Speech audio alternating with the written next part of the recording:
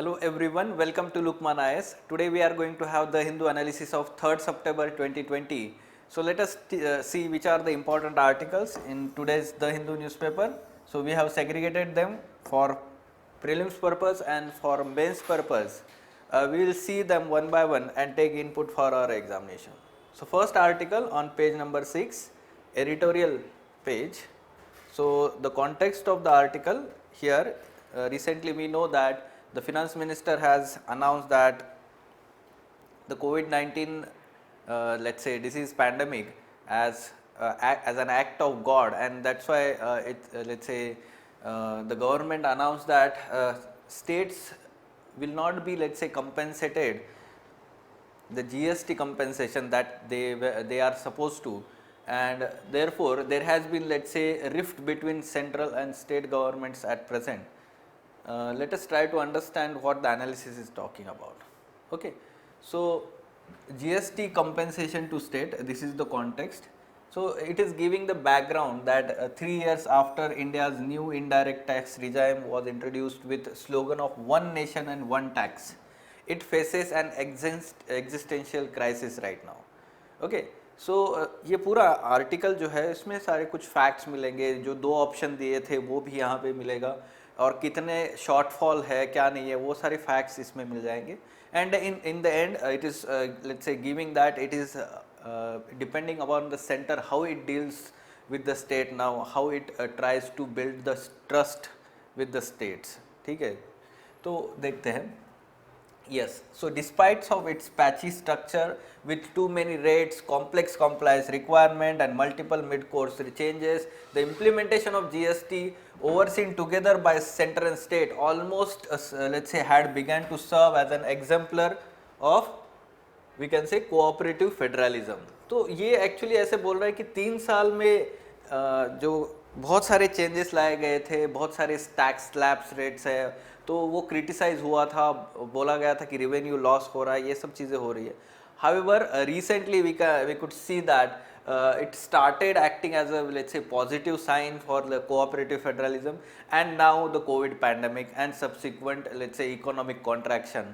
तो ये सब चीज़ें अभी अचानक से प्रॉब्लम क्रिएट करना शुरू कर दिए हैं. ठीक है, तो all those gains have quickly unraveled due to slowdown in economy exaggerated by COVID-19 lockdowns. ठीक है, तो ये एक्चुअली सब प्रॉब्लम शुरू हो गया है इसकी वजह से. Recently, Finance Minister announced that the centre will not be able to meet the compensation shortfall to the states that was promised for 5 years. ठीक है, 2022 तो वो करना था, वो नहीं अभी कर सकते हैं. Centre estimates compensation payable for the full year this year as rupees 3 lakh crore, but just 65,000 crore is expected in the cess fund used to pay out of compensation. ठीक है, pay out the कंपेंसेशन, तो इतने ही है अभी central government के पास वो fund में, ऐसा वो बोल रहे हैं. ठीक है, the centre contends that only 97,000 crore of the revenue shortfall is from implementation of GST, while the remaining 1.38 lakh crore is due to extraordinary circumstances posed by an act of God, that is the pandemic. Now this is the bone of contention, that the state governments are saying that ये पूरा उनको मिलना चाहिए, या फिर states बोल रहे हैं कि सेंटर ने बोरो करके उनको देना चाहिए. ये सब चीज़ें चल रही है.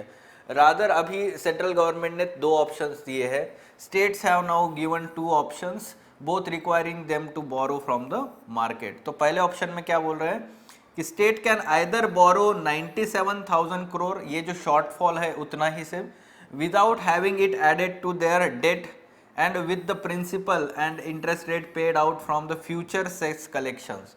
यानी कि फ्यूचर में सेस कलेक्शन जो होंगे उसमें से वो वापस किए जाएंगे, रीपे किए जाएगा. ठीक है, ये जो इतना जो अमाउंट है 97,000 crore का, ठीक है, तो वो बोरो करना है मार्केट से और वो रीपे किया जाएगा बाद में. सेंट्रल गवर्नमेंट जो सेस फंड में जो आएगा वो रीपे करने के लिए यूज किया जाएगा with the interest rate. They can, second option is they can borrow the entire 2.35 lakh crore shortfall, but will have to provide for interest payments for themselves. ठीक है, तो ये इंटरेस्ट पेमेंट उनको देने पड़ेंगे पूरे के पूरे, अगर 2.35 लाख जो शॉर्टफॉल है वो पूरा अगर पे करना है तो. ठीक है, तो ये एक्चुअली कंसर्न हम बोल सकते हैं कि दोनों ऑप्शन में कहीं ना कहीं स्टेट्स को लिमिटेशंस है। ठीक है, हमने पहले भी इसको अच्छे से डिस्कस किया है। There was a very good article by Vijay Kerkar and very good analysis was done regarding all this issue, so you can refer to that point. 2 दिन पहले ही हमने जो डिस्कशन किया है परसों, तो उसमें एक आर्टिकल काफ़ी अच्छा था। Several states have rejected both options, and some, including Tamil Nadu, have urged center to rethink in their, let's say, view of their essential and urgent spending needs to curb the pandemic and economic slowdown. ठीक है, तो it is up to the center to resolve this impasse in a way that future GST reforms do not fall victim to the trust deficit engendered by this standoff. तो ये trust deficit जो है, इसकी वजह से हम जो GST reforms किए हुए हैं अभी, उसको पूरा सा फिर वापस नहीं जाना चाहिए। ओके, तो ये जो जीएसटी रिफॉर्म्स जो आए हुए हैं, इस पे बहुत ज़्यादा गवर्नमेंट ने एनर्जी खर्च किया है, ऐसा बोल सकते हैं, या फिर हम बोल सकते हैं कि this was a very good reform, pending reform, and if we go back now this will be a retrograde step. Okay, so that's why it is up to center to maintain this trust with the states. ये trust deficit अभी जो create हुआ है वो centre पे depend करता है कि वो कैसे डील करता है अभी। ठीक है, so this was about this article, again the editorial. Next article we can discuss here is dissent and detention. So the article is having context of recent Allahabad court high court judgment regard order on the Dr. Kafil Khan case. So dissent and let's say detention, it is talking about the preventive detention cases, and let's say a bona fide dissent और views on the government policies या criticism जिसको बोलते हैं। तो बार बार ऐसा होता है, बहुत बार, कि ऐसे केसेस होते हैं जहाँ पे गवर्नमेंट को क्रिटिसिज्म को, गवर्नमेंट के पॉलिसीज़ को, एक्ट्स को क्रिटिसाइज़ किया जाता है, and in the name of let's say restrictions on the freedom of speech and expression in our constitution, they are, let's say, the people are from time to time are, let's say, detained in under the preventive detention। ये जो cases होते हैं, तो हमने जैसे जम्मू कश्मीर में बहुत सारे केसेस देखे थे कि पॉलिटिशियंस को भी प्रिवेंटिव डिटेंशंस के अंडर लाया जाता है। तो ऐसे बहुत सारे केसेस हैं जहाँ पे ये केस काफ़ी फेमस हुआ था 2-3 साल से।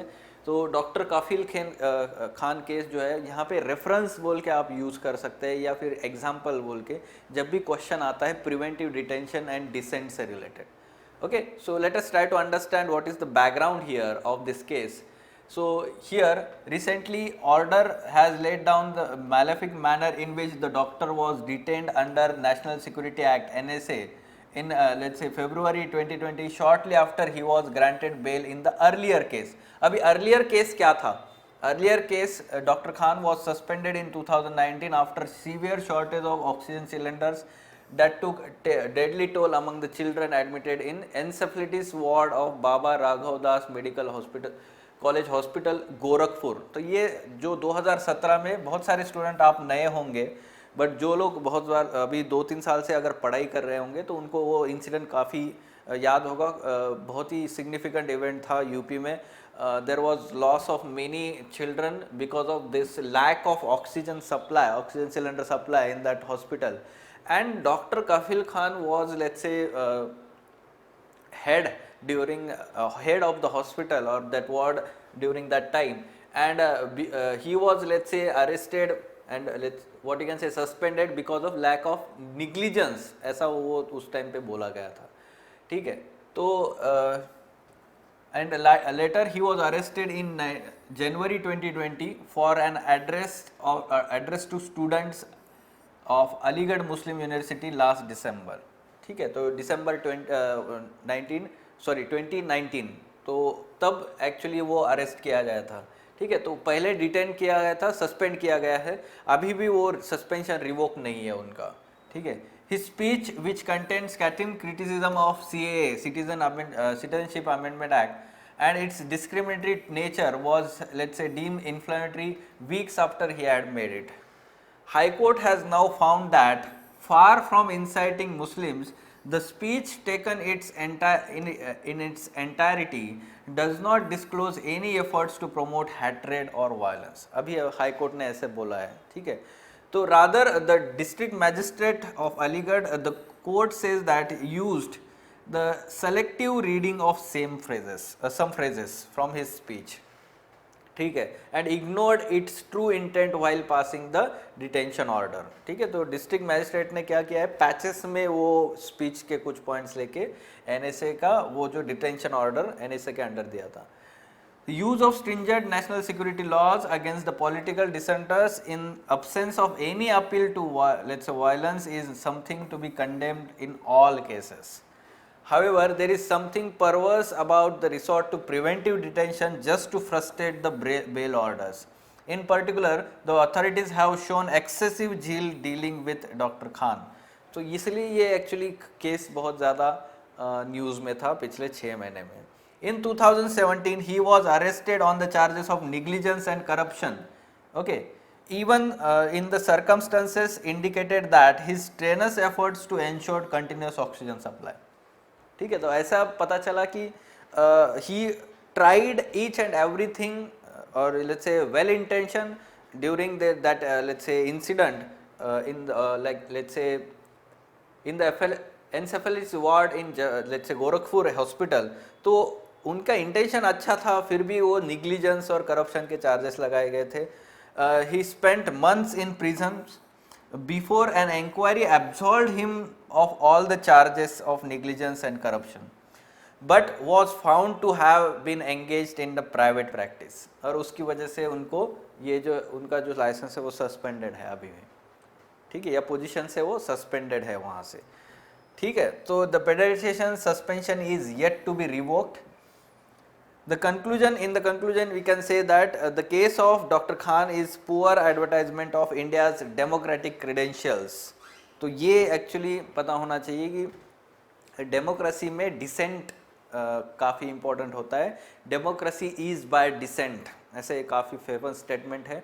सो that's why wherever the dissent is curbed, there is let's say question on philosophy or principles of democracy in that country. And such kind of cases questions the democratic let's say foundation of our country. तो आप ये इसलिए case mention कर सकते हो. ठीक है, misuse कैसे किया होता है या फिर जो डिसेंट होता है उसको कैसे रोका जाता है गवर्नमेंट की तरफ से. Fine, moving on to next important development, we can say that mission Karmayogi to train government officials. अभी ये जो नया मिशन लाया गया है, this is for let's say it is the national program for civil services capacity building, NPCSCB. now this is very important civil services reform हम बोल सकते हैं.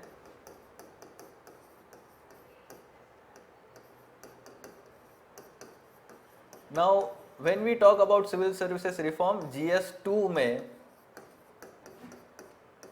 and public administration students, ठीक है, जिनका ऑप्शनल जो है पब्लिक एडमिनिस्ट्रेशन है, तो आपके लिए ये काफ़ी इम्पोर्टेंट है टॉपिक. ठीक है, तो या फिर जो नई स्कीम जो है. So let us try to understand what the scheme is talking about. ये फंडिंग है, इतना होने वाला है एंड ऑल, वो सब ठीक है, हमें वो इम्पोर्टेंट नहीं है. Rather the scheme was meant to be a comprehensive post recruitment reform of the centre's human resource development. ठीक है, जैसे प्री रिक्रूटमेंट रिफॉर्म अभी recently NRA national recruitment agency का लाया गया था, वो ये जो है पोस्ट रिक्रूटमेंट सिग्निफिकेंट रिफॉर्म है. The programme will support a transition from rule based to roles based HR management. तो रोल बेस्ड मतलब क्या है कि जो सिविल सर्वेंट की कैपेसिटी होगी, हम एप्टीट्यूड की जो बात करते हैं उसके अकॉर्डिंगली उनको पोजीशन मिलेगा, रोल मिलेगा, अलॉट किया जाएगा. तो ह्यूमन रिसोर्स मैनेजमेंट की एक्चुअली ये बहुत काफ़ी बड़ा प्रोग्राम है हम बोल सकते हैं. So apart from domain knowledge training, the scheme will focus on functional and behavioural competencies also. तो एप्टीट्यूड के साथ साथ एटीट्यूड भी चेक किया जाएगा. Okay, so behavioural competencies let's say check both we can say aptitude as well as attitude of civil servant. तो ये civil हम GS4 में एथिक्स की जो बात होती है तो उसमें भी आप मेंशन कर सकते हैं ये. ठीक है, सिविल सर्विसेज या एथिक्स इन पब्लिक एडमिनिस्ट्रेशन जो पार्ट है उसमें आपको ये आपको पता होना चाहिए। Also includes monitoring framework for performance evaluation.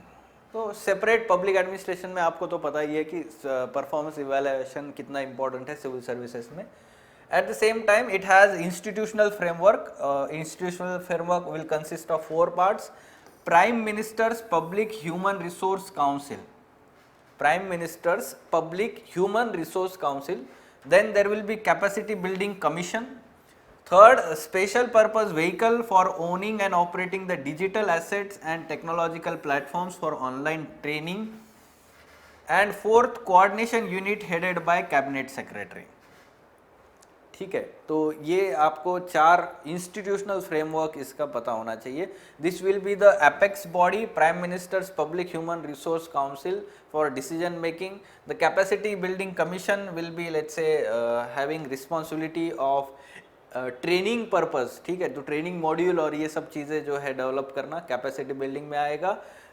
Special purpose vehicle is let's say this one, we can mention that I got Karmayogi. So integrated government online training I got Karma Yogi platform will be developed, or we can say special purpose vehicle, and then it will help to have this own or let's say operationalization of digital data or access. ठीक है, तो technological platform होगा वो, and coordination unit will be let's say implementation body and coordination among various ministries and departments. Okay, so this is what the let's say program it is talking about. At the same time, Mission Karma Yogi is aimed at building future ready civil services with the right attitude, skills and knowledge, and aligned to vision of new India. So you can see here the right attitude and skills and knowledge, ये जो है aligned to let's say vision of new India, ऐसा उन्होंने यहाँ पे कहा है। Okay, so for prelims purpose you need to know the let's say institutional framework also. At the same time for let's say mains purpose ये ज़्यादा important है, हम बोलते हैं civil services reform, public administration optional, and GS for ethics purpose के लिए आपको जो second part है syllabus का उसमें आप ये mention कर सकते हैं। Fine, yes. Moving on to next article, very important development from today's newspaper, that the question are dropped in Lok Sabha schedule for monsoon session. So Lok Sabha Secretariat officially announced its schedule, and from that question hour has been dropped here. And also the second aspect is private members business that is usually conducted on afternoons of Friday has also been skipped in the view of COVID-19. So the justification given by the government in this let's say decision that COVID-19 pandemic spread is an exceptional situation that requires let's say demands exceptional we can say actions, decisions. तो उन्होंने ये बोला है कि वो exceptional situation है। Fine, यहाँ पे दिख रहा है आपको Parliament was being held in the midst of extraordinary situation या फिर extraordinary exceptional situation. Timings of the session, timings will be let's say in the staggered timings to accommodate members of one house in both chambers following strict physical distancing norms. Okay, so first on the first day Lok Sabha will be proceedings from 9 am to 1 pm, and from September 15th onwards it will to October 1st it will sit from 3 pm to 7 pm, और उसके opposite exactly Rajya Sabha का time होगा, और 1 PM से 3 PM तक जो है दोनों हाउसेस को डिसइंफेक्ट करने का काम होगा daily. Okay, so that is good thing. About question hour basic things, this is the first hour of every parliamentary proceedings.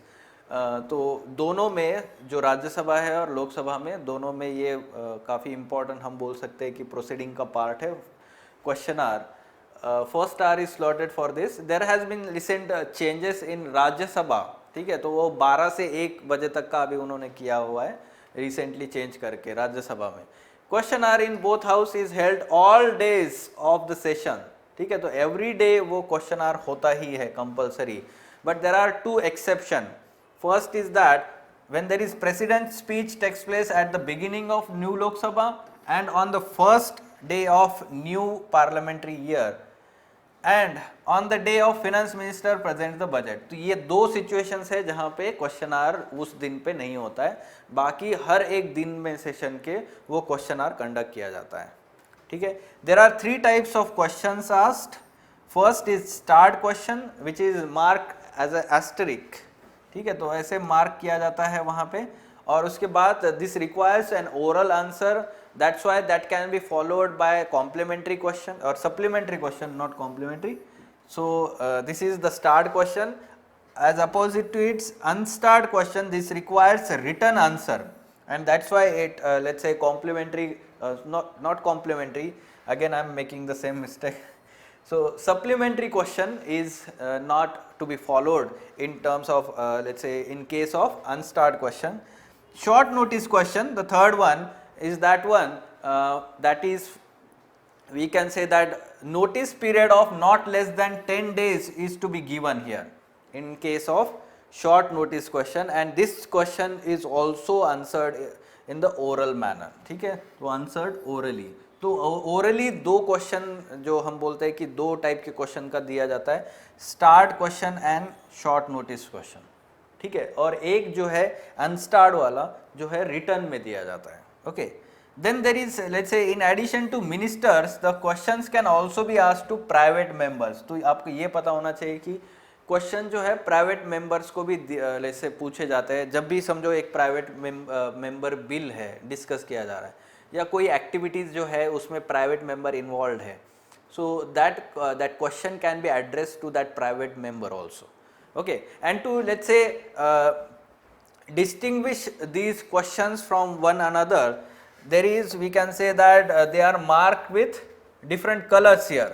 तो वो कलर्स कौन से आप देख सकते हैं, स्टार्ट के लिए जो है वो ग्रीन कलर है, अनस्टार्ट के लिए वाइट कलर है, शॉर्ट नोटिस क्वेश्चंस के लिए लाइट पिंक कलर है, और क्वेश्चंस टू प्राइवेट मेंबर्स के लिए येलो कलर है। So we have to remember this part also, some factual information. तो इस तरीके से प्रीलिम्स में क्वेश्चन आ सकता है, आपको प्रैक्टिस के लिए आप ये क्वेश्चन सॉल्व कर सकते हैं। For example questions can be address to only ministers, only ministers नहीं है, प्राइवेट मेंबर्स को भी क्वेश्चन एड्रेस कर सकते हैं। There is no question hour held on the day finance minister presents the budget, yes this is the correct statement, first one is wrong.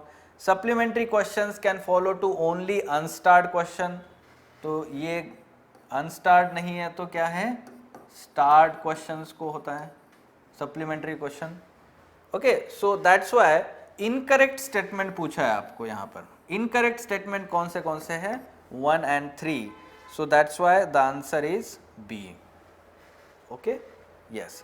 So similarly one more question for practice here, जो match the pairs में आएगा आपको वो colour वाला जो है, सो factual है थोड़ा सा बट आपको पता होना चाहिए। So list of short notice question जो है वो येलो कलर में नहीं होता है, लाइट पिंक कलर में होता है, और येलो कलर में कौन सा होता है, प्राइवेट मेंबर को जो एड्रेस किया होता है, okay. So this is the difference. पहले दो जो है list of start question, yes green होता है, अनस्टार्ट क्वेश्चन वाइट होता है कलर, ठीक है, तो इसलिए आंसर जो है 1 and 2, fine. Moving on to next article, researchers detect virus using mass spectrometer. Now this is very good development, important development in terms of COVID-19 disease testing. So यहाँ पे mass spectrometer use किया गया है, researchers Delhi based Institute of Genomics and Integrative Biology IGIB and National Center for Disease Control NCDC, okay। So it is having very high sensitivity 95% and 100% specificity with respect to RT-PCR, ठीक है, तो 95% हम बोल सकते हैं sensitivity है, that is good thing. Detection of the virus takes less than 3 minutes, this is very important, ठीक है। आज जो हम देखते हैं RT-PCR टेस्ट में काफ़ी टाइम लगता है, यहाँ पे डिटेक्शन जो है ओनली 3 minutes ले रहा है, और preparation, sample preparation to detection 30 minutes में टेस्ट कंप्लीट हो जाता है, ठीक है। So new method can directly detect the virus without amplifying the RNA. Yeah, amplification of RNA is done in this RT-PCR test. to understand that whether it is the COVID-19 virus or not. Okay, so what it is relying on, the new method relies on detecting the presence of two peptides unique to SARS-CoV-2, which is the name of virus of COVID-19 disease. ठीक है, तो and not seen in any other corona virus और other viruses. तो unique दो peptides होते हैं. तो peptide का मतलब क्या होता है? पेप्टाइड बायोलॉजी में हम जानते हैं कि peptide is short chain of amino acids. तो प्रोटीन्स भी जो है वो चेन ऑफ अमीनो एसिड्स होता है. तो उनमें से डिफरेंस क्या होता है? Peptides are distinguished from the proteins by their shorter length.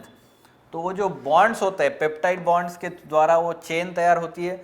So they are distinguished from the proteins, like peptides are of shorter length. So these are peptides. Though two peptides they are detected. At the same time, we have to understand mass spectrometer is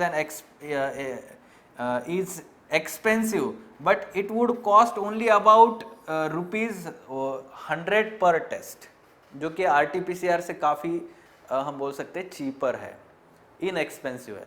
ठीक है, तो मास spectrometer ये जो instrument होता है वो काफ़ी महंगा होता है, but it is available in many research labs. It is saying that can B use now for this let's say testing purpose, and this is efficient, inexpensive also in terms of पर test that is carried out. Fine. So you can have the follow up on this, but this is again good development, we can say that. Next, yes, so Union Cabinet has recently passed a bill that includes Kashmiri, Dogri and Hindi as official languages of newly created Union Territory of Jammu and Kashmir. तो ये तीन languages जो है वो अभी add किए गए हैं. पहले दो लैंग्वेजेस ऑलरेडी थे ऑफिशियल लैंग्वेजेस. कौन से थे?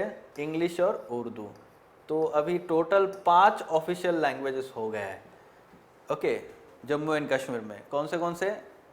उर्दू, इंग्लिश, कश्मीरी, डोगरी और हिंदी.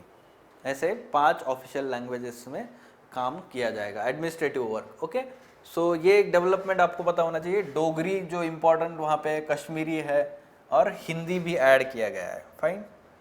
Yes,